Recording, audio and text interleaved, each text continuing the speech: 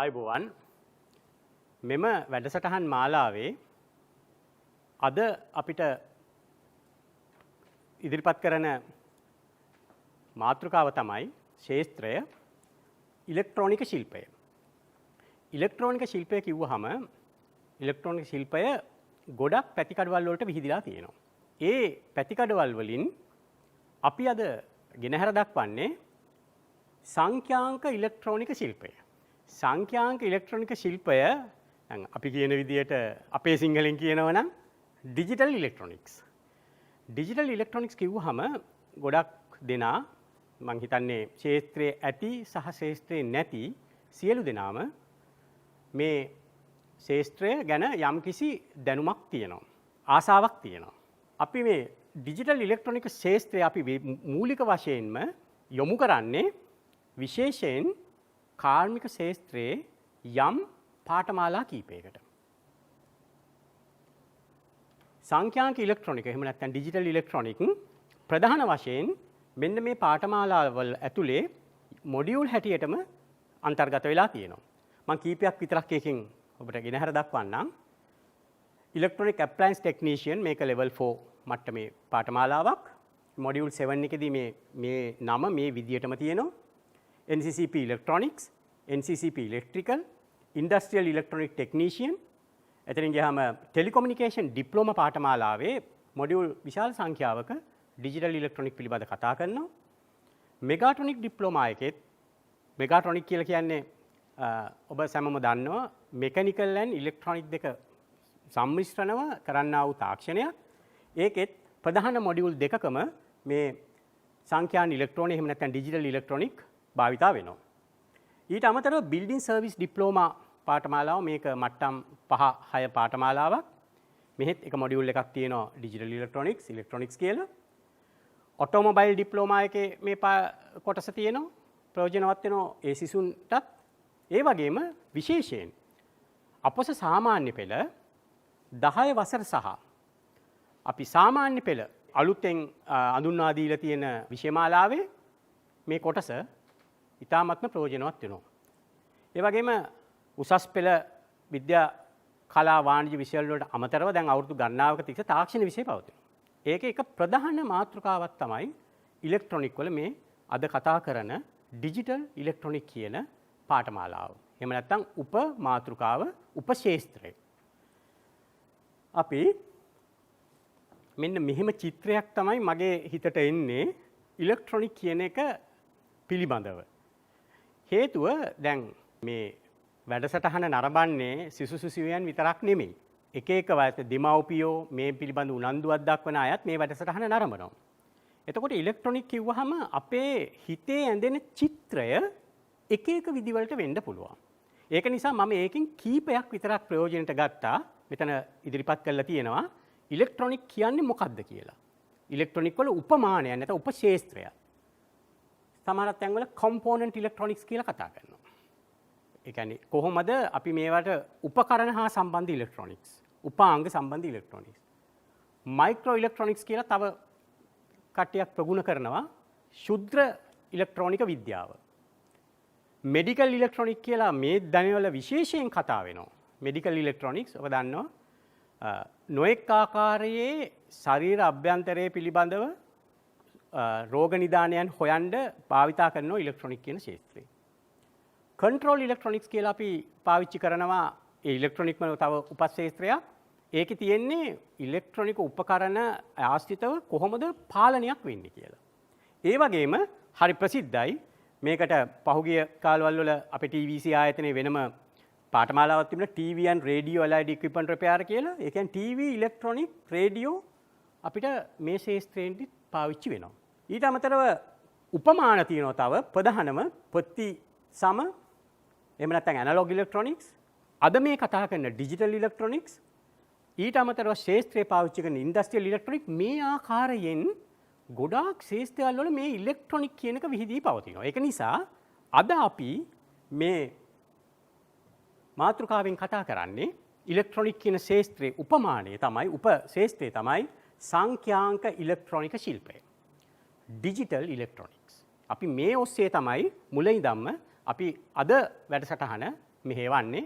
එහෙම නැත්නම් අද වැඩසටහනේ අන්තර්ගතයේ තියෙන්නේ ඩිජිටල් ඉලෙක්ට්‍රොනික කියන මාතෘකාව. මම ඉලෙක්ට්‍රොනික අර මම ඉස්සෙල්ලා කියපු විදිය මේ ස්ලයිඩ් එකේ ඔයගලන්ට පැහැදිලිව පේනවා. ආපහු ප්‍රධාන උපමාන දෙකකට මම වෙන් කරලා ගත්තා. ප්‍රතිසම ඉලෙක්ට්‍රොනික එහෙම නැත්නම් ඇනලොග් ඉලෙක්ට්‍රොනික්ස්, සංඛ්‍යාංක ඉලෙක්ට්‍රොනික එහෙම නැත්නම් ඩිජිටල් ඉලෙක්ට්‍රොනික්. සාමාන්‍යයෙන් පාසල් යන දරුවෝ දන්නවා මෙන්න මේ සංකේත දෙකෙන් තමයි ගොඩක් තැන්වල ඩිජිටල් ඉලෙක්ට්‍රොනික් ඇනලොග් ඉලෙක්ට්‍රොනික් කියන හිතේ මෙවැනි චිත්‍රය නිර්මාණය කරන්නේ. ඇනලොග් ඉලෙක්ට්‍රොනික්ස් අපිට මේ සයිනාකාර තරංගයක් මගිනුත් ඩිජිටල් ඉලෙක්ට්‍රොනික් මෙන්න මේ ආකාරයේ කොටු ආකාරයේ තරංගෙනුත් තමයි ගොඩාක් තැන්වල මේක 100%ක්ම හරිය නැති වෙන්න පුළුවන්. නමුත් අපේ හිතට ගොඩක් අය දරුවන්ට ගිහිල්ලා තියෙන්නේ මේ සංකේත දෙකෙන් තමයි ඇනලොග් ඉලෙක්ට්‍රොනික් සහ ඩිජිටල් ඉලෙක්ට්‍රොනික්ස්.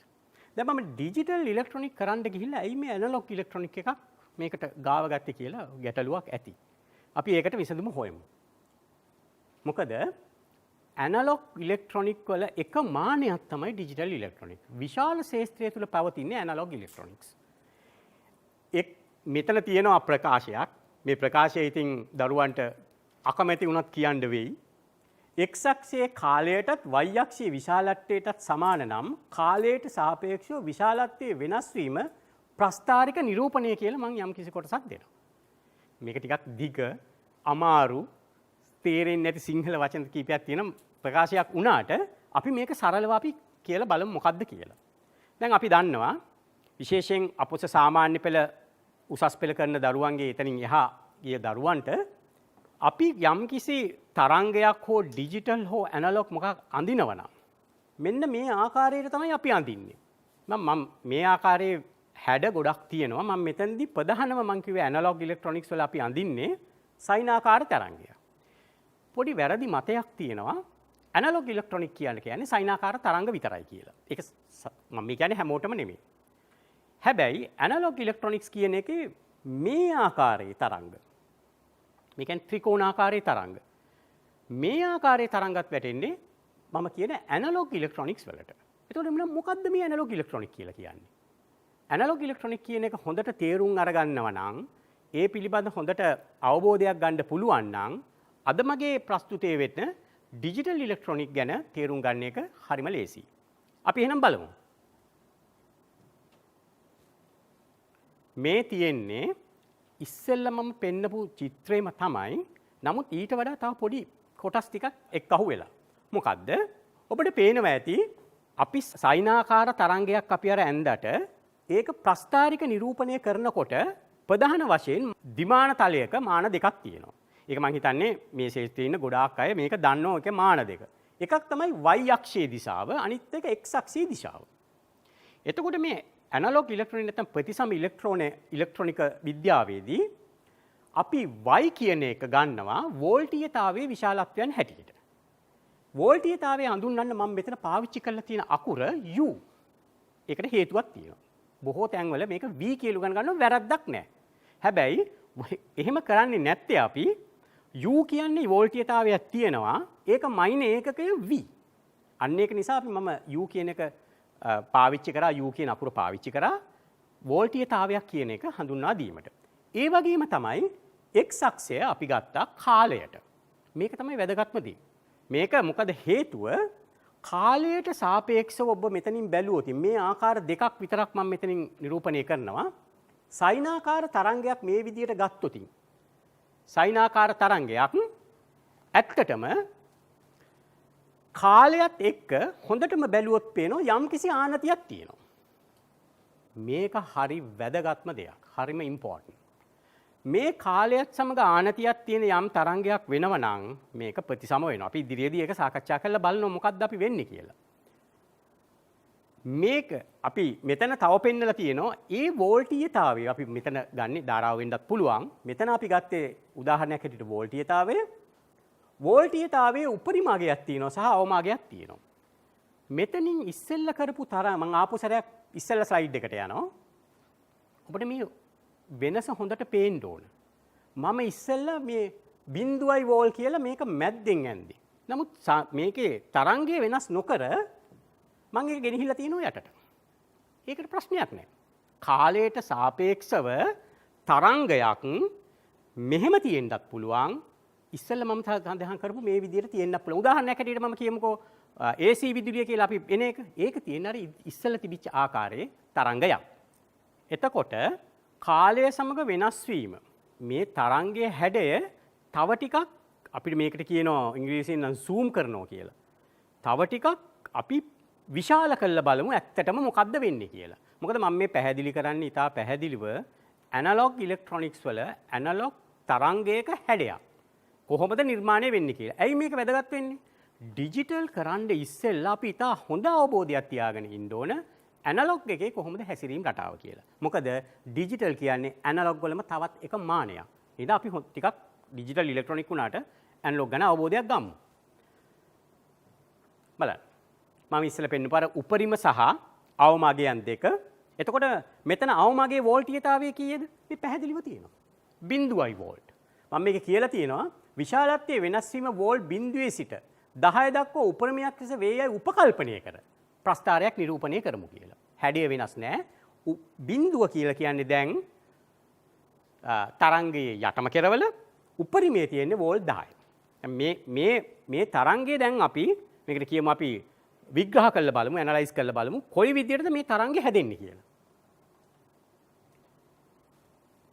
මම හිතන්නේ මේ චිත්‍රය පොඩ්ඩක් පැහැදිලි කරනවා කොහොමද මේ තරංගය හැදිලා තියෙන්නේ කියලා. මම කිව්වා අපි x අක්ෂය කියන එක ගත්තේ මෙතන ගොඩක් විස්තර තියෙනවා. මොකද මේක මම අන්තර්ජාලයෙන් මේ ඩවුන්ලෝඩ් කරපු එකක්. අර ඉතුරු ඒවා මම හැදුවේ අනිත් ඒවාට. මොකද මේක ඉතා පැහැදිලිව මෙතන තිබුණ නිසා සමහර අපිට භාවිතා නොවන කරුණුත් මේ ස්ලයිඩ් එකේ තියෙනවා. ප්‍රශ්නයක් නැහැ. මේ තිත්ලක් ටිකක් ලකුණු කරලා තියෙන්නේ. මේ තිත් වලට කියනවා මේකේ තියෙන ඒ අණු අවම වෝල්ටීයතාවය බිඳුවේ සිට උපරිම 10 දක්වා ඉතා විශාල සංඛ්‍යාවක් අනන්ත සංඛ්‍යාවක් වෝල්ටීයතාවයන් තියෙනවා කියලා. වැදගත් දෙයක් ඉතා විශාල සංඛ්‍යාවක් වෝල්ටීයතාවයන් තියෙනවා. මොනවාද මේ වෝල්ටීයතාවයන්? අපි කතා කරේ අවම වෝල්ටීයතාවය සහ උපරිම වෝල්ටීයතාවයනේ. එතකොට මේ අවම වෝල්ටීයතාවය කියේ ඉඳලා උපරිම වෝල්ටීයතාවයට යන්න මෙයා යම්කිසි කාලයක් ගත කරනවා. ඇත්තටම කියනවා නම් මේ විදිය තරංග කොහෙවත් නැහැ.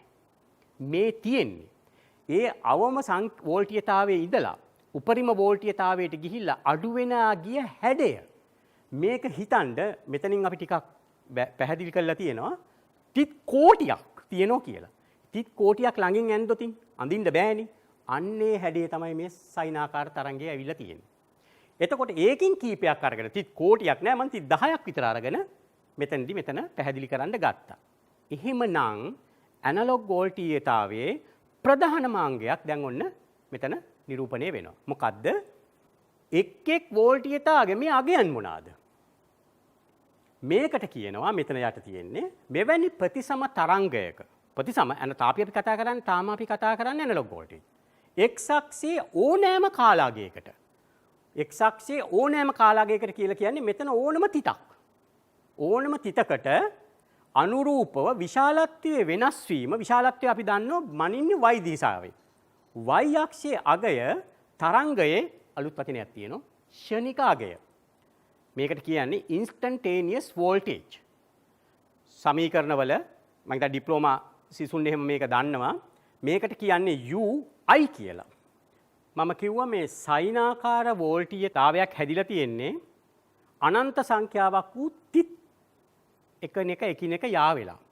එතකොට ඒක තිතකට කියන නම තමයි ක්ෂණික අගය. ඇනලොග් වෝල්ටීයතාවයේදී මේ ක්ෂණික අගය වෙනස් වෙනවා. එක අගයවන් ගන්නවා.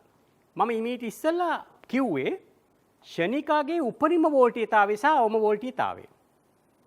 ඒ උපරිම වෝල්ටීයතාවය සහ අවම වෝල්ටීයතාවය අතර දශම ස්ථාන ලක්ෂ කෝටි ගණනක් තියෙන්න පුළුවන්. මේ සියලුම ක්ෂණික අගයන් සලකන ඉලෙක්ට්‍රොනික එක තමයි ඇනලොග් ඉලෙක්ට්‍රොනික කියලා කියන්නේ. ඇත්තටම කියනවා නම් ඩිජිටල් ලේසි කියලා කියන්නේ දන්න කට්ටිය ඒකයි. මොකද අතනදී අපිට විශාල සංඛ්‍යාවක් දශම ස්ථාන ගැන සැලකිලිමත් වෙන්න වෙනවා. නමුත් ඩිජිටල් වලදී මම ඒක මීට පස්සේ මම උදාහරණත් එක්කම එක ගෙන හැර දක්වන්නම්. අපිට සලකන්න වෙන්නේ අවස්ථාවල් දෙකක් විතරයි. ඒක නිසා තමයි මම මෙච්චර වෙලාවක් ගත කරන්නේ මේ ඇනලොග් වෝල්ටේජ් එක පිළිබඳ කරුණු පහදා දෙන්න. හරි. එතකොට පොඩ්ඩක් කල්පනා කරලා බලන්න මේ වගේ ස්ථාන දැන් මෙතනත් ගණන් කරන්න පුළුවන්. 1යි 2යි 3යි 4යි 5යි 6යි 7යි 8යි 9යි 10යි 11යි 12යි. ස්ථාන 12ක් තියෙන ඇනලොග් සිග්නල් එකක් තමයි මේ තියෙන්නේ. නමුත් සාමාන්‍ය ජීවිතයේදී පාවිච්චි කරන ඇනලොග් වල අනන්ත සංඛ්‍යාවක් දශම තියෙනවා.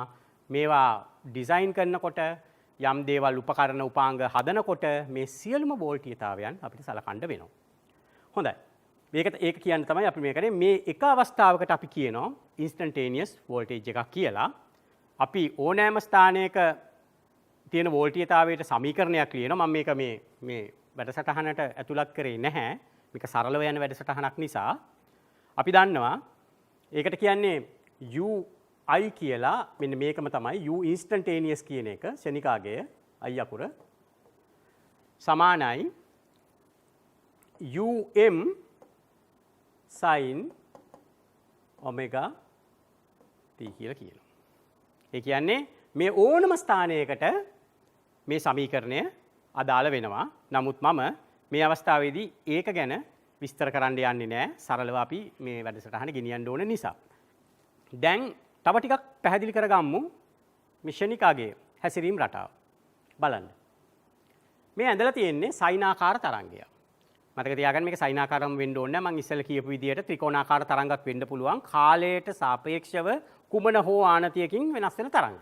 කුමන හෝ ආනතියක් තියෙන්න ඕනේ. ඒ කියන්නේ හැම කාල අස්ථානයකම වෝල්ටීයතාවය වෙනස් වෙන්න ඕනේ. මෙන්න මේ සයිනාකාර තරංගයේ මේ කොටස විශාල කරලා ගමු.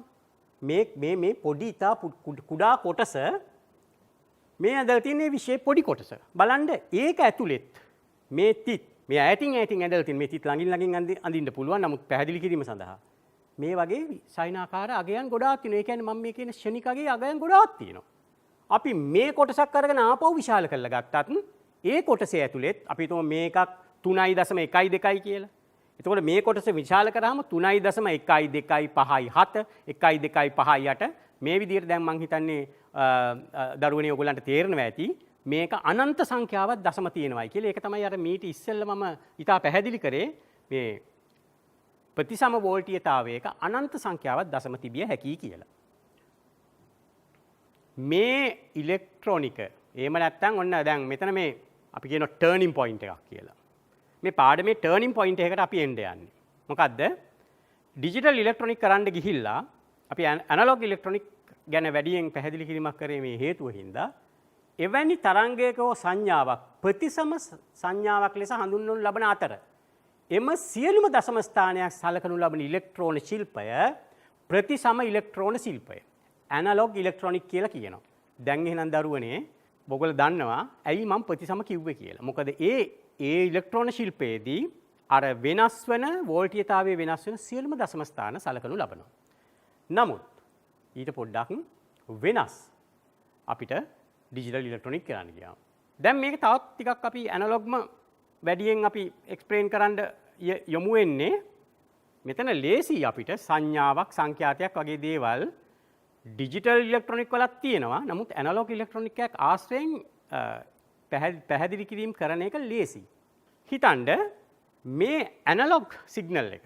එහෙම නැත්නම් ප්‍රතිසම සංඥාව දිගින් දිගට ඒ විදියටම එනවයි කියලා. එහෙම ආවොතින් ඒක එක තැනකදී එයාගේ රූප රටාව එහෙම නැත්නම් තරංග රටාව මේකට කියනවා රිපීට් වෙනවයි කියලා. නැවත එනවා. මේ වගේ සංඥාවකට අපි කියනවා කොන්ස්ටන්ට් ෆ්‍රීකවන්සි එකක් කියලා. ඒකේ ඒකාකාරී සංඛ්‍යාතයක් කියලා. මේකේ ඒකාකාරී සංඛ්‍යාතය හරි වැදගත්. මේකට සරලම උදාහරණය තමයි අපේ ගෙවල් වලට සැපේන සැපයුම් විදුලිය. ගොඩක් ළමයින්ගෙන් අහුවොත් මේකේ සංඛ්‍යාතය කීයද කියලා ටක් ගාලා කියනවා 50 හර්ට්ස් කියලා. 50 හර්ට්ස් කියන්නේ ඇයි? වෝල්ටීයතාවය කීයද ගෘහ විද්‍යුත් පරිපථයක එහෙම නැත්නම් ගෘහ විදුලියේ වෝල්ටීයතාවය දෙක ටක් ගාලා කියනවා 230යි කියලා. ඒ 230 කියලා කියන්නේ මෙන්න මේක ඉහළ උපරිම වෝල්ටීයතාවයේ ඒකේ තව කොටස් තියෙනවා මානයන් පීක් ටු පීක් වෝල්ටේජ් එක වර්ග මාධ්‍යන මූලාගේ එහෙම කියලා ඒ ටික අපි පොඩ්ඩකට අමතක කරලා කිව්වොත් උපරිම වෝල්ටීයතාවය තමයි අපි 230යි කියලා කියන්නේ. සංඛ්‍යාතය කියලා කියන්නේ තප්පරයකට මේ වගේ පූර්ණ සංඥා කීයක් එනවද කියලා. එතකොට එක සංඥාවකට ගතවන කාලය මේක ඕන වෙනවා ඩිජිටල් ඉලෙක්ට්‍රොනික වල. අපි කියනවා කාලාවර්ත කාලය කියලා. කාලාවර්ත කාලය කියලා.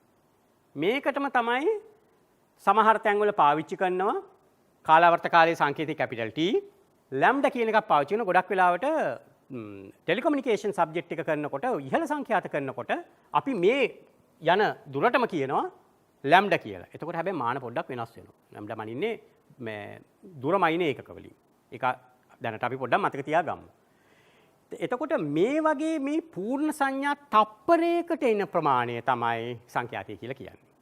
ඒක ඩිජිටල්ද ඇනලොග්ද කියලා නෑ. හැබැයි ඒක අනිවාර්යෙන්ම ඒකාකාරී සංඛ්‍යාතයක් විය යුතුමයි. එහෙමනම් ඒකාකාරී නොවන සංඛ්‍යාතයක් තියෙනවද? ඔව්. තියෙනවා. ඒ කියන්නේ ඒකාකාරී නොවන සංඛ්‍යාතයක් තියෙනවා. තරංගක් තියෙනවා. ඒකාකාරී නොවන තරංග තියෙනවා. එතකොට ඒවැ සංඛ්‍යාතයක් හොයන්න බෑ. අපි ඉස්සරහට කතා කරනවා ඒක මොකක්ද කියලා. තවත් මතයක් තියෙනවා. ගොඩාක් වෙලාවට අපේ දරුවෝ කාලාවර්ත කාලය පෙන්වන්නේ නැහැ කියලා කිව්වහම මෙන්න මේ අක්ෂය කැපෙන මේ ස්ථානයේ දෙක විතරයි පෙන්වන්නේ. වැරදි නෑ. හරි. නමුත් මතක තියාගන්න මේක අර්ථ දැක්වීමේ හැටියට මේ ශීර්ෂ දෙකක් අතර ගන්නත් පුළුවන්.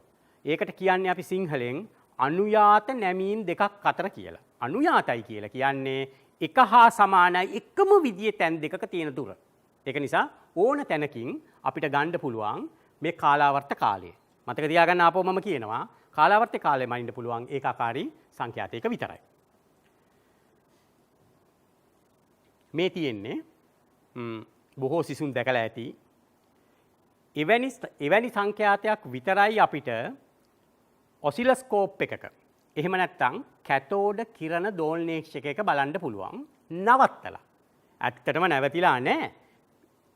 ඒක නොකඩවා සිදුවෙන නිසා අපිට පේනවා නැවතිලා වගේ තියෙනවා කියලා. මේ තියෙන්නේ එහෙම නවත්තලා වගේ පේන සංඛ්‍යාතයක්. එතකොට මේක මොකද්ද? මේක අනිවාර්යෙන්ම ඒකාකාරී සංඛ්‍යාතයක්. ඒකාකාරී වෝල්ටීයතාවයකුත් තියෙනවා. මේවා තමයි කියන්නේ ඒකාකාරී තරංග කියලා. අද වෙනකොට ඇත්තට මේ නම තමයි විතරයි කැතෝඩ කිරණ දෝලනීක්ෂකයක් වෙලා තියෙන්නේ. මේකත් අද අපිට සම්බන්ධ මේ පාඩමටම අදාළව ඩිජිටලි තමයි දැන් ඔසිලොස්කෝපුත් හදලා තියෙන්නේ. කැතෝඩ කිරණ දෝලනීක්ෂයේ නම විතරයි. කැතෝඩ කිරණයක් නෙමෙයි තියෙන්නේ. ඇත්තටමත් ඒකත් සංඛ්‍යාංක වෙලා. හොඳයි. මේකේ තියෙන ප්‍රධානම දේ තමයි අපි තව මානයක් අපිට මේක ඉගෙන ගන්න වෙනවා. මේක දිගින් දිගටම එනවනම් අපි කිව්වා ඒකට කියන්නේ සංඛ්‍යාතයක් කියලා. ඒක සංඛ්‍යාතයකට අවශ්‍ය කරන මූලික අංග තමයි මේක අපි කිව්වේ. මොකද්ද? ඒකාකාරීව අඩු වැඩි වෙන හැඩයක් තියෙන්න ඕන. ඊට අමතරව අපිට මේ වෝල්ට් විශාලත්වය, වෝල්ටීයතාවය ඒකත් ඒකාකාරී වෙනවා නම් අපිට ඉතා පහසුවෙන් සංඛ්‍යාතය මැනගන්න පුළුවන්. මේ තියෙන්නේ හරි විදියට ඇනලොග් සිග්නල් එකක් එහෙම නැත්නම් ප්‍රතිසම සංඥාවක් බලනකොට මෙන්න මේ විදියට තමයි තියෙන්නේ. මෙහෙම වෙන්න බෑ. නමුත් මේ තියෙන්නේ මේක සජීවී බව පෙන්වන්න ඕන නිසා මම මේ දැම්මේ මේ විදියට ගමන් කරන්න බෑ.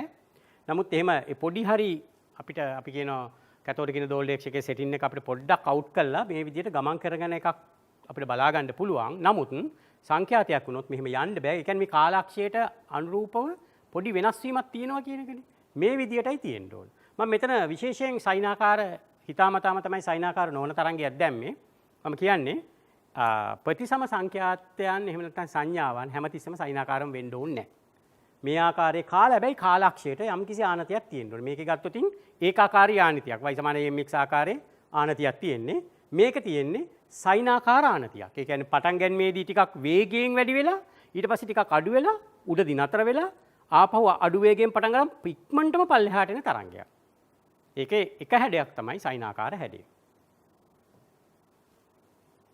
දැන් දරුවනේ ඕගොල්ලන්ට හොයාගන්න පුළුවන් සංඛ්‍යාතයේ මනින්න නම් අපි දැන් දන්නවා ක්ෂණිකාගය කියන්නේ මොකක්ද කියලා දන්නවා. උපරිම වෝල්ටීයතාවය දන්නවා. සංඛ්‍යාතයේ අපි හඳුන්වීමක් කරා තප්පරයකට මේවා කීයක් එනවද කියලා.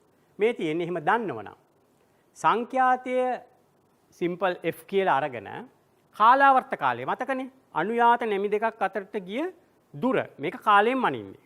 මේක කාලයේ ඒකක තියෙන්නේ. අපිට සමීකරණයක් හැටියට ඉදිරිපත් කරන්න පුළුවන් f සමානයි 1 බෙදීම t කියලා. ඒ කියන්නේ සංඛ්‍යාතයේ සමානයි කාලාවර්ත කාලය යටට දාලා එක උඩට දාලාම එන සංඛ්‍යාත මේක හර්ට්ස් වලින් තමයි මනින්නේ. එතකොට මේක අනිත් පැත්තත් කරන්න පුළුවන්. යම් කිසි කෙනෙක් සංඛ්‍යාතයක් දන්නවනම් ඒ සංඛ්‍යාතයේ අනුයාත නැමි දෙකක් අතර දුර කාලාවර්ත කාලයත් අපිට හොයන්න පුළුවන්. ඒකත් මේ සූත්‍රයේම තමයි. එතකොට t සමානයි 1 බෙදීම f වෙනවා. ගෙදර සංඛ්‍යාතය කියන්නේ 50යි හර්ට්ස්. එහෙමනම් ගෙදර විදුලි බලයේ වෝල්ටීයතාවයේ අනුයාත නැමි දෙකක් අතර දුර කීයද? දුර වෙන්නේ f සමානයි 50යි. එතකොට අපි හොයන්න තියෙන්නේ t මේ සමීකරණයේ t මේ පැත්තට අරගෙන උක්ත කළා. 1 බෙදීම f. 1 බෙදීම f කියලා කියන්නේ 1 බෙදීම 50යි. ඒක එන්නේ දශම බිංදුවයි 2යි බිංදුවයි. ඒ කියන්නේ බිංදුවයි 2යි බිංදුව කියලා කිව්වහම මිලි තප්පර වලින් ගත්තොත් මිලි තප්පර 20යි. මිලි තප්පර 20ක් තමයි අපිට ගෙදර විදුලියේ කාලාවර්ත කාලය වෙන්නේ සංඛ්‍යාතයේ 50ක් වෙන හින්දා. අපි සාමාන්‍යයෙන් පාවිච්චි කරන්නේ අපිට කනට ඇහෙන සංඛ්‍යාතයේ 20 ඉඳන් 20000ට කියනවා. බලන්න 20යි කියන එක අපිට කිව්වොත් විශාල ටිකක් දිග වැඩි සංඛ්‍යාතයක් මේ තරංගයක් කාලාවර්ත කාලයේ. නමුත් 20000යි කියලා කියන්නේ 20යි කිලෝහර්ට්ස්. ඒක ඉතා කුඩා කාලාවර්ත කාලයක් තියෙන්නේ. ඊට අමතරව රූපවාහිනී, ගුවන් විදුලි වගේ ඒ ශේෂ්ත්‍රයන් වලට යනකොට ඉතා විශාල සංඛ්‍යාත ඉතා විශාල ඉහළ සංඛ්‍යාත අපිට පාවිච්චි කරන්න වෙනවා. කිලෝහර්ට්ස්, මෙගාහර්ට්ස්, සංනිවේදනය කරනවා නම් සැටලයිට් එක ගිගාහර්ට්ස් ඒ වගේ සංඛ්‍යාත අපිට පාවිච්චි කරන්න වෙනවා. එතකොට අපි ඕනම එතකොට පොඩි වෙනසක් තියෙනවා මම කිව්වේ කාලාවර්ත කාලය අපි t කියන වෙනුවට අපි ලැම්ඩා දානවා. ලැම්ඩා දැම්මොත් දුර මීටර වලින් එනවා. ඒකටත් මේ සූත්‍රය මේ විදිහටම ආදේශ කරන්න පුළුවන්. මේක නැවතත් මම මතක් කරනවා. සමීකරණයට ආදේශ කරන්න පුළුවන් ඒකාකාරී නොකඩවා පැමිණෙන තරංග පමණයි. එහෙමනම් මෙහෙම නොවන තරංගක් තියෙනවද? බලමු. මේ තියෙන්නේ ඒ වගේ නොවන තරංග. ඒ කියන්නේ ප්‍රතිසම සංඥා තියෙන්න පුළුවන් ඇතම් තරංග ඒකාකාරී සංඛ්‍යාතයක් හෝ ඒකාකාරී විස්තරයක් හෝ මෙම විචල්‍යයන් දෙකම හෝ ඒකාකාරී නොවෙන්න පුළුවන්. තේරුණාද? ඒකාකාරී විස්තරයකුත් නැහැ, ඒකාකාරී සංඥාවකුත් නැහැ. දැන් මේ මම කතා කරන්නේ කටහඬ. මට හොඳ සංගීතය ප්‍රගුණ කරපු එක්කෙනෙක් සාස්වරය එක දිගටම කිව්වොත් අන්න එක කටහඬක් තියාගෙන හිටියොත් ඒකාකාරී විස්තරයක්, එක සද්දයක් තියාගෙන හිටියොත් ඒකාකාරී සංඛ්‍යාතයක්. ඒ වෙලාවට අර ඔසිලොස්කෝප් එකක් දාලා ඒක දැම්මොත් අර අපි කියන විදිහට පාවිච්චිදී ලොක් වෙයි. එහෙම නැත්නම් කවදාවත් ඔසිලොස්කෝප් එකකින් කටහඬක් අර අපි අර ඉස්සෙල්ලා බලුවා වගේ ලස්සනට බලන්න බෑ. ඒකාකාරී නොවන ප්‍රතිසම සංඥා තමයි මේ පෙන්නලා තියෙන්නේ. පේනවද මේකේ තියෙන වෙනස? මේකේ ගත්තොත් උදාහරණයක් හැටියට මේ මුල හරියේ කාලාවර්ත කාලය අඩුයි. මේ හරියේ කාලාවර්ත කාලය වැඩි. ඒක විතරක්ද? නෑ. උසට අපි කියන වචනේ තමයි විස්තරය කියලා. ඒක තමයි ඒකේ පව. දැන් මම හිමින් සැරේ සා කියලා ස්වරයක් කිව්වොත් සා කියලා හයියෙන් කිව්වොත් සංඛ්‍යාත එක වෙලා උස වැඩි වෙනවා බලය. එහෙම නැත්නම් විශාලත්වයේ වැඩි වීමේ දිශාව y දිශාවට තියෙන්නේ. මේ තියෙන්නේ මේ සංඛ්‍යා මේ සමහරට මේ සංඛ්‍යාතයෙන් වෙන්න පුළුවන් ඊට වඩා සද්ද ටිකක් වැඩියෙන් කියලා. කටහඬට තියෙන්නේ. මේ තියෙන්නේ ඒකාකාරී ප්‍රතිසම තරංග. ප්‍රතිසමයි තාම කතා කරන්න යනලොක් ප්‍රතිසම තරංගයක් තියෙනවා. ඒක ඒකාකාරී. නවත්තන්න පුළුවන් ඔසිලොස්කෝප් එකකින් බලන්න පුළුවන් ඒ වගේ තරංගයක්. එතකොට හැබැයි මේ දෙකෙන් පොදු ලක්ෂණය මොනවාද? ප්‍රතිසම. ප්‍රතිසම කියන්නේ මොකද්ද? කාල අක්ෂයට ආනතව තමයි අර ක්ෂණිකාගේ ගමන් මාර්ගයේ තියෙන්නේ. අවස්ථා දෙකක් තියෙනවා. මෙන්න මෙතන සහ මෙතන. ඒක සමාන්තරව යනවන ඒක ඉතාමත්ම සුළු මොහොතයි තියෙන්නේ. ඊට පස්සේ ආපහු වෝල්ටීයතාවයේ එමෙත විශාලත්වය වෙනස් වෙන්න පටන් ගන්නවා. එතකොට ආපහු සැරයක් මම තව විදියකින් මේ කියාගෙන ආවේ ඇනලොග් ඉලෙක්ට්‍රොනික කියලා කියන්නේ මේ සියලුම අගයන්ගේ වෙනස් වීම සලකන ඉලෙක්ට්‍රොනික ශාස්ත්‍රය. එතකොට ඉලෙක්ට්‍රොනික කරන කට්ටිය ඩිජිටල් ඉලෙක්ට්‍රොනික කරන්න ඉස්සෙල්ලා ඇනලොග් ඉලෙක්ට්‍රොනික කරන්න ඕනේ කියන්නේ ඒකයි. මොකද ඇනලොග් වලම පොඩි වෙනස් වීමක් තමයි නමක් තමයි ඩිජිටල් කියලා කියන්නේ. හැඩය ඒකට වඩා ලේසියක් තියෙනවා. හොඳයි. දැන් තමයි මම සංඛ්‍යාංක ඉලෙක්ට්‍රොන තාක්ෂණය කියන විෂයට මම මෙතනදී ඉදිරියට ගත්තේ. මොකද දැන් මට මේක කරන්න ලේසි. ඇයි? මේ මම ඉතා කුඩා පැහැදිලි කිරීමක් ඇතුළත කරා ඩිජිටල් ඉලෙක්ට්‍රොනික නෙමෙයි ඇනලොග් ඉලෙක්ට්‍රොනික ප්‍රතිසම ඉලෙක්ට්‍රොනික කියන එක පොඩි හැඳින්වීම. එතකොට බලමු දැන් මේ දෙක මොනවාද තියෙන සමානකම්, අසමානකම් සහ සමානකම්. බලන්න මොකද්ද ලියලා තියෙන්නේ කියලා. ඉහත සඳහන් කර ප්‍රතිසම න්‍යායන් අපි කියනවා ඇනලොග් තියරි. සියල්ලක්ම වාගේ සංඛ්‍යාක ඉලෙක්ට්‍රෝන වලට වැදගත් වෙනවා. සියල්ලක්ම වාගේ ඩිජිටල් ඉලෙක්ට්‍රෝන වල භාවිතා වෙනවා. එහෙනම් ඊට වඩා පොඩ්ඩක් වෙනස් දෙයක්ත් තියෙන්න පුළුවන්. නමුත් මෙහිදී තරංග හැඩේ ආනත බව ඇන්ගල් එක නොසලකා හරින බැවින් ඒ පිළිබඳ සැලකීම අත්‍යවශ්‍ය නොවේ. අත්‍යවශ්‍ය කියන්නේ අනිවාර්යෙන්ම අවශ්‍ය නැහැ. ඒක පිළිබඳ සැලකන්න එපා කියන එක නෙවෙයි. ඒකත් මම කියන්නම් ඇයි කියලා. එවිට ප්‍රතිසම සංඥාහි ඇති අතරමැදි දශම සංඥා නොසලකා හැරිය හැක. මරුනේ. ඒ කියන්නේ දැන් අර අපි අච්චර හිතේ අමාරුවෙන් ඇනලොග් වල තියාගෙන හිටියනේ අනන්ත සංඛ්‍යාවක් වෙනස් වෙනවා කියලා. අපි මේකෙදි කියනවා ඒක අතහැරලා දාන්න කියලා. එහෙනම් ඩිජිටල් ඊට වැඩිය ලේසි. එහෙනම් අපි පොඩ්ඩක් අධ්‍යයනය කරලා බලමු. දැනට තියෙන විෂයන් අතරින් මම හිතන්නේ ආකර්ෂණීය විෂයක් හැටියට ඩිජිටල් ඉලෙක්ට්‍රොනික කියන එක හරි ජනප්‍රියයි. එතකොට ඒකේ මූලික කොටස තමයි අපි දැන් මේ සාකච්ඡා කරේ. ද්විතීයික කොටස නැත්නම් අපේ අද අරමුණ තමයි ඩිජිටල් ඉලෙක්ට්‍රොනික වල මේ අපි කරගෙන යන්නේ. හොඳයි. දැන් බලන්න දැන් හිතෙන් යන්න ඇනලොග් වලට. මතකද? ඒකේ තිබුණේ කාලක්ෂයට මීම. ඒ කියන්නේ මං කියන්නේ ත්‍රිකෝණාකාර තරංග මෙහෙම. සයිනාකාර තරංග මෙහෙම වැඩි වෙලා ආරම්භිත වේගයෙන් වැඩි වෙලා ඊට පස්සේ අඩු වෙලා ආපහු මෙහෙම යන තරංගයක්. බලන්න මේක. දැන් මේකත් කාලාක්ෂයට මේ x මම මේ ඩයග්‍රෑම් එකම තමයි මේකට කොපි කරලා තියෙන්නේ. තරංග විතරයි වෙනස් කරේ. x දිශාවට කාලය තියෙනවා. කාලය නවත්තන්න බෑනේ. කාලය දිගටම යනවා. දැනුත් මේ දැන් මේනකොටත් වැය වෙනවා. වෝල්ටීයතාවය බලන්න තරංගයක් තියෙනවා. මේ තරංගයේ කාලයට සාපේක්ෂව වෝල්ටීයතාවයේ නියතව තියෙනවා කියලා පේනවද? එතකොට අපි හිතමුකෝ මෙතන තියෙන්නේ වෝල්ට් 10යි කියලා. ඉස්සරත් අපි ගත්තේ 10නේ. මේ 10 යම් කිසි කාලයක් ඒකාකාරීව තියාගෙන ඉන්නවා. ඊට පස්සේ මොකද වෙන්නේ? මේ චිත්‍ර සටහනේ හැටියට එයා ඒ වෝල්ටීයතාවයට වඩා අඩු. නමුත් බිඳුව වෝල්ටීයතාවයේ නොවන වෝල්ටීයතාවයක පවතිනවා. ආපහු ටිකක් වෙලා ඒ ගානම තියෙනවා. මෙහෙම වෙන්න ඕනේ නැහැ. මේක නම් ඒ ගානම තියෙනවා. ආපහු එයා පරණ වෝල්ටීයතාවයට පයින්නවා.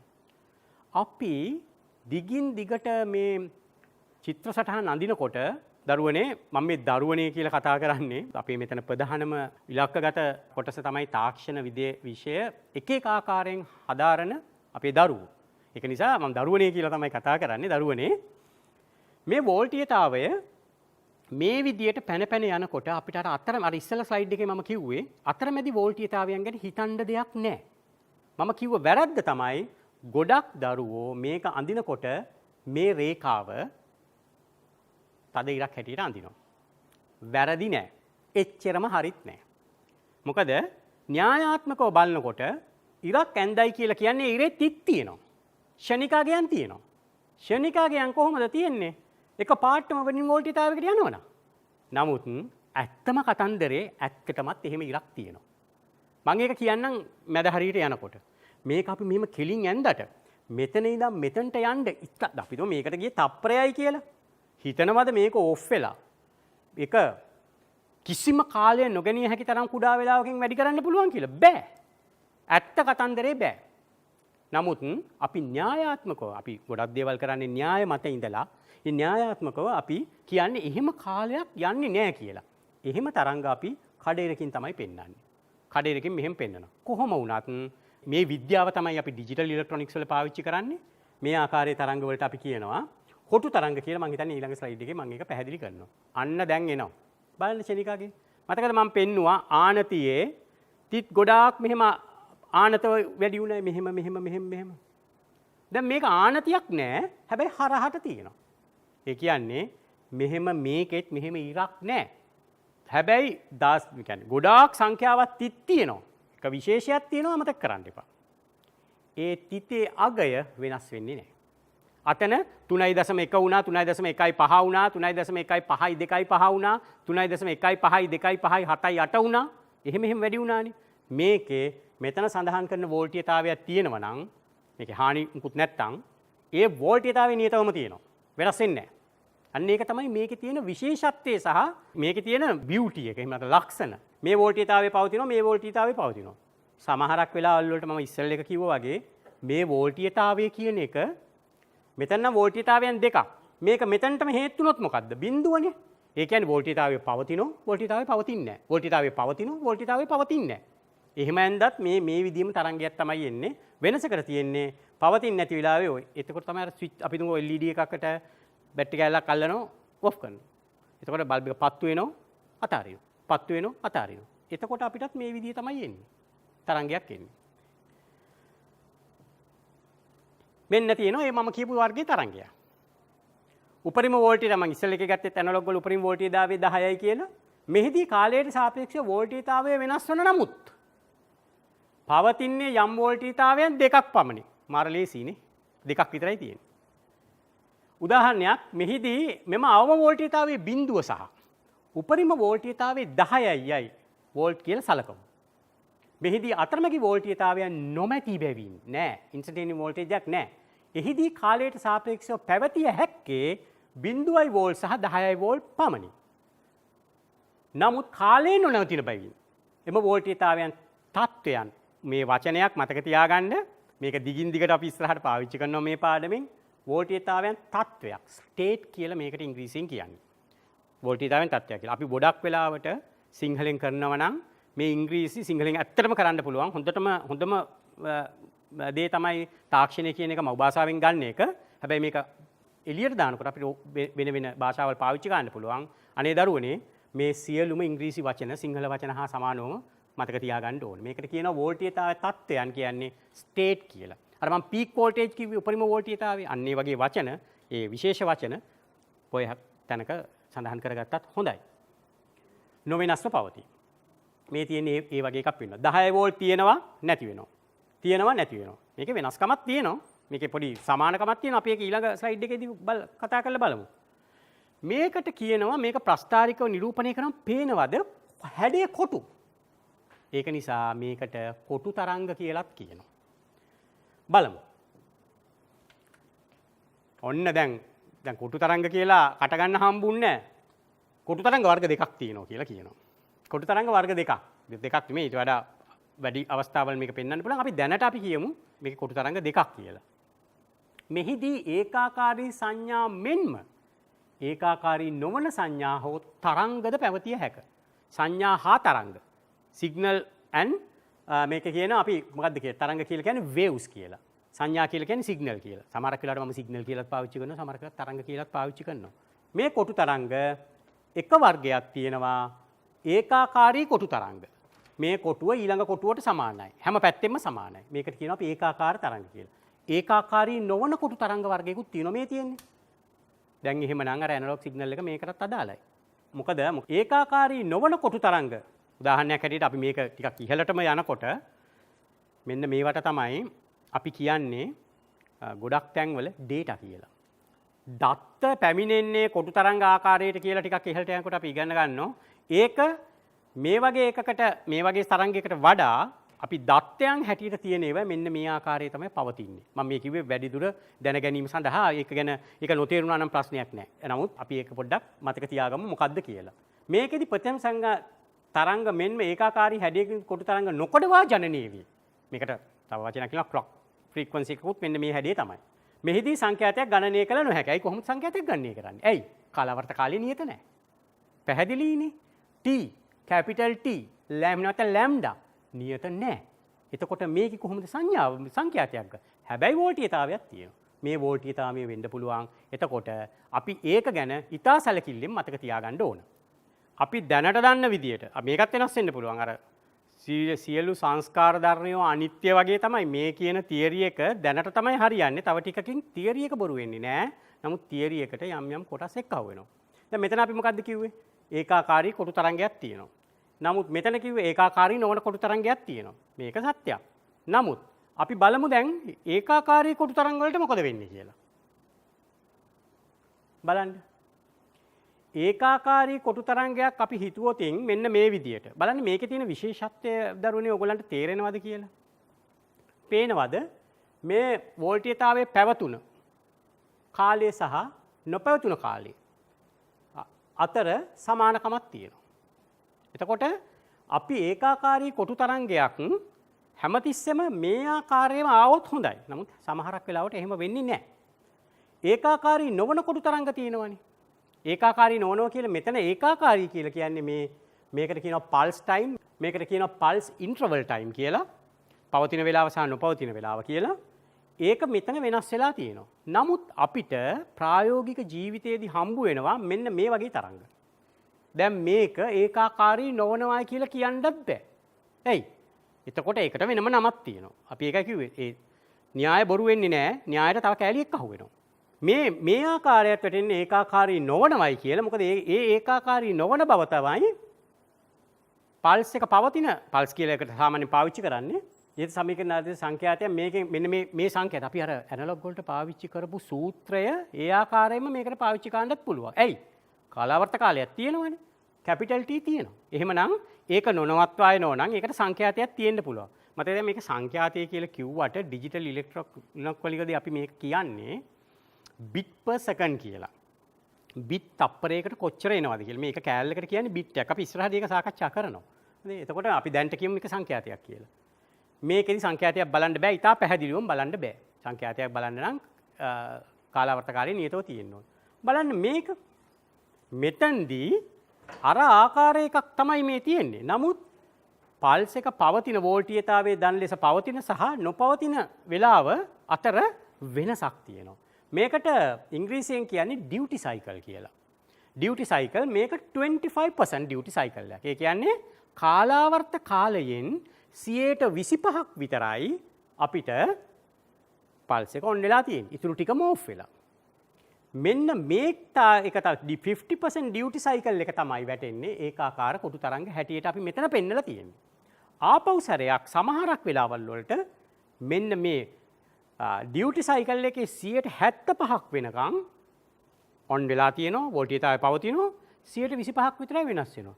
බලන්න දරුවනේ මේකේ මේ කාලාවර්ත කාලයේ වෙනස් වෙන්නේ නැහැනේ. ඇයි? අනුයාත නැමි දෙකක් අතර දුර සමානයි. අර ඉස්සෙල්ලා කියපු න්‍යාය හැටියට. ඒ තියරි එකේ හැටියට අනුයාත නැමි දෙකක් අතර දුර සමානයි. නමුත් සිමෙට්‍රිකල් එහෙම නැත්නම් සමමිතික බව නැහැ. මැද දෙකේ සමමිතික බව තියෙනවා අනිත් එකේ අසමමිතික බව තියෙනවා. මම ටිකක් ඩිප්ලෝමා මට්ටමේ දරුවෝ විශේෂයෙන් මෙගාට්‍රොනික්ස්, ටෙලිකොමියුනිකේෂන් වගේ විෂයන් කරන ළමයි මේකට වෙනම විද්‍යාවකුත් තියෙනවා. පල්ස් විත් මොඩියුලේෂන් කියලා කියන්නේ නැත්නම් පල්ස් විත් කන්ට්‍රෝල් කියලාත් කියනවා. ඔයගොල්ලෝ දන්නේ නැති වුණාට අද වෙනකොට එලියක් අඩු කරන්න ඕන නම් මෝටර එක වේගයක් අඩු කරන්න ඕන නම් සරල ධාරා මෙන්න මේ තියරි එක තමයි පාවිච්චි කරන්නේ.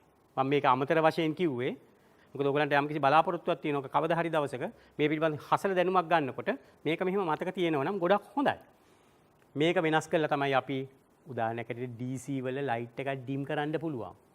මේ මෙතඩ් එක පාවිච්චි කරලා මේ කාලය වෙනස් කරන්න පුළුවන් නම්. එතකොට ඒකේ සංඛ්‍යාතයක් නැතුව නෙමෙයි.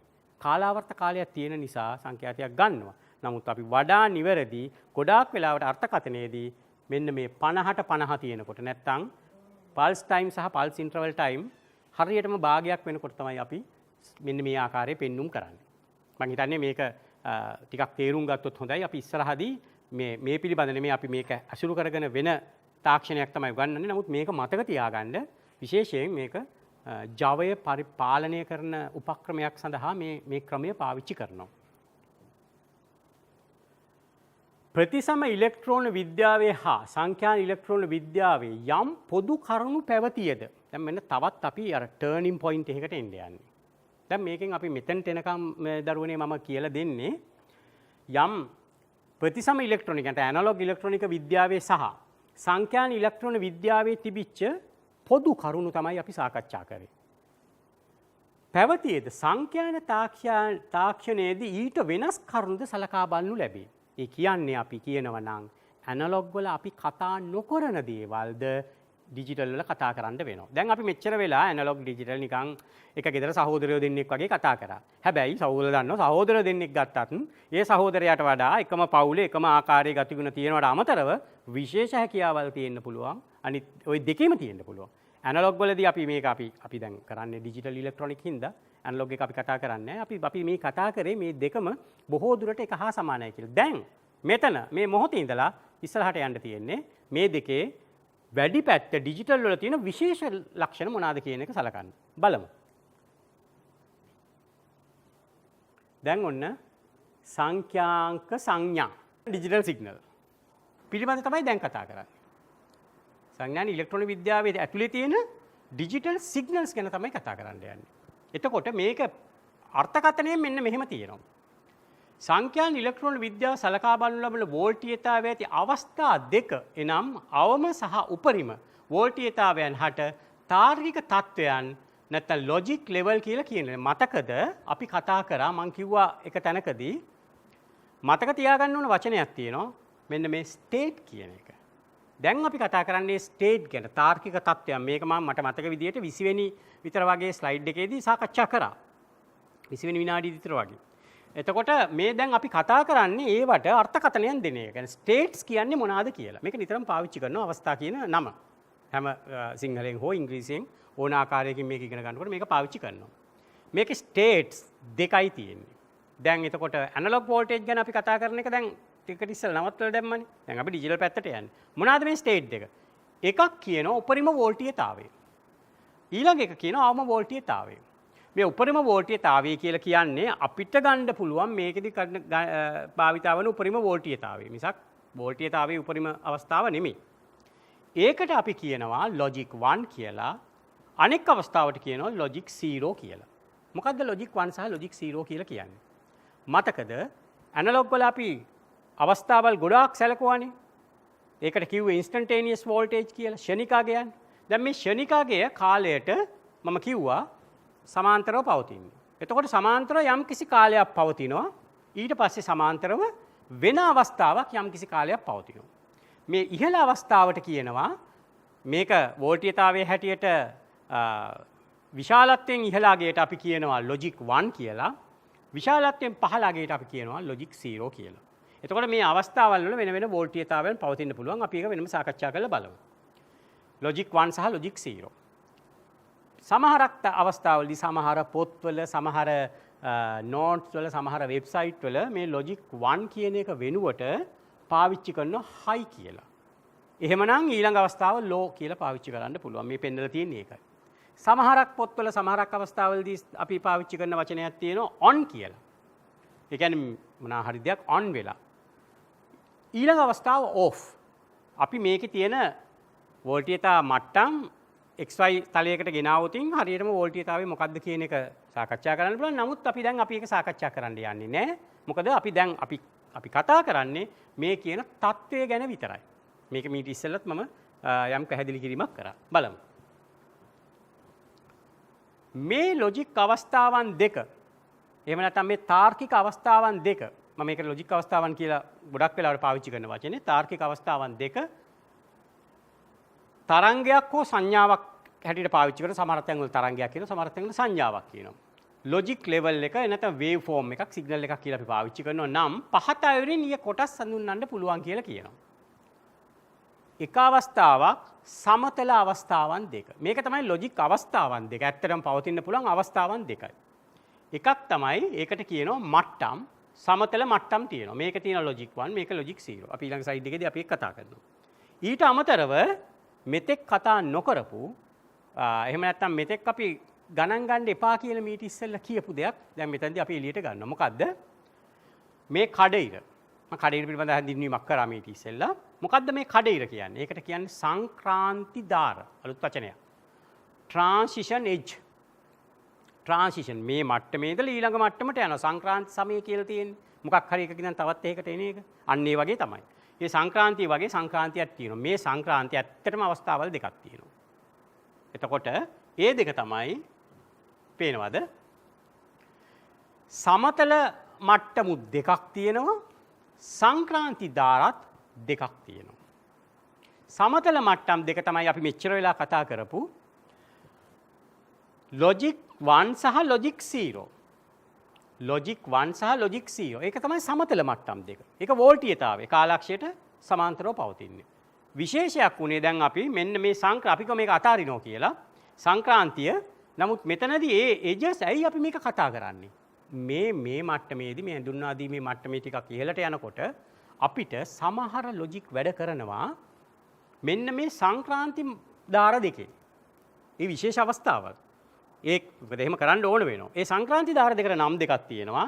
මේකට කියනවා PGT මේකට කියනවා MGT කියලා. ඒ කියන්නේ ලොජික් මට්ටම බිඳුවේ සිට එක දක්වා යනවා නම් මේ ඉහළට ඊතලයේ ඇඳලා තියෙන්නේ අපි ඒකට කියනවා positive going transition. අතරම positively going transition.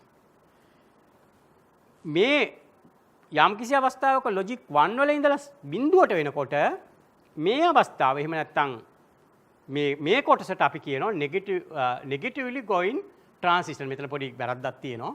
දෙකටම මම positively going transition කියලා ලියලා තියෙන type mistake එකක්. නමුත් මතක තියාගන්න මේක negatively going transition කියලා කියන්නේ.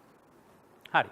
එතකොට මේකට සමහර කාලට leading edge මේක trailing edge කියලා කියනවා. එක එක පොත්වල එක එක විදිහට වෙනක් තමයි තියෙන්න පුළුවන්. එතකොට මේක දැන් අපි එතකොට අවස්ථාවල් දෙකක් ගැන කතා කරා. ඒ අවස්ථාවල් දෙකේ උප අවස්ථාවල් දෙකයි. මොකද්ද? සමතල මට්ටම් දෙකයි logic 10, සංක්‍රාන්ති දාර දෙකයි PGT NGT. එතකොට සාමාන්‍යයෙන් ප්‍රායෝගික පරිබත නිර්මාණයේදී හැර තාර්කික තත්ත්වයන් සඳහා භාවිත වන වෝල්ටීයතාවයෙන් විශාලත්වයේ අගයන්. මේක හරි වැදගත් දෙයක්. අපි ප්‍රායෝගික වෙන්න එපා. ඒ ප්‍රායෝගික වෙනකොට විශාලත්වයේ අගයන් වෝල්ට් 5ද 10ද 20ද කියලා කතා කරනවා. නමුත් අපි මේ කොටස තුලදී අපි ඒක භාවිතා නොකරේ කියලා තියෙන්නේ. බොහෝ විට භාවිතා නොකරේ තිබුණා නම් මේක ගොඩක් සාර්ථකයි.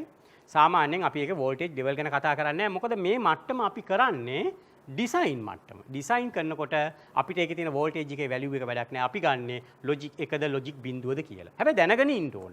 මොකද්ද? සමහර තාර්කික තත්ත්වයන් සඳහා බහුලව ලොජික් 0 සඳහා සමහර තැන්වල 0 වෝල්ට් පාවිච්චි කරනවා. එතකොට 0 කියන ඒවා දෙකයි. Logic 0 volt 0. මාරු වෙන්න පුළුවන් ඒ අවස්ථාවල වලදී. සමහරක ඒවා ලොජික් 0 සඳහා -5 කියන වෝල්ටීයතාවය පාවිච්චි කරනවා මේ යට කොටසට. ලොජික් ඒක අපි මේ වෙලාවේදී සලකන්නේ නැහැ. නමුත් තියෙනවා කියන එක තමයි මතක තියාගන්න ඕනේ. ඒ වගේම තමයි ලොජික් 1 සඳහා සමහර ලොජික් වල 5 වෝල්ට් පාවිච්චි කරනවා TTL වගේ ලොජික් පරිපථ සඳහා. සමහරක ධන 12 කියන වෝල්ටීයතාවය පාවිච්චි කරනවා.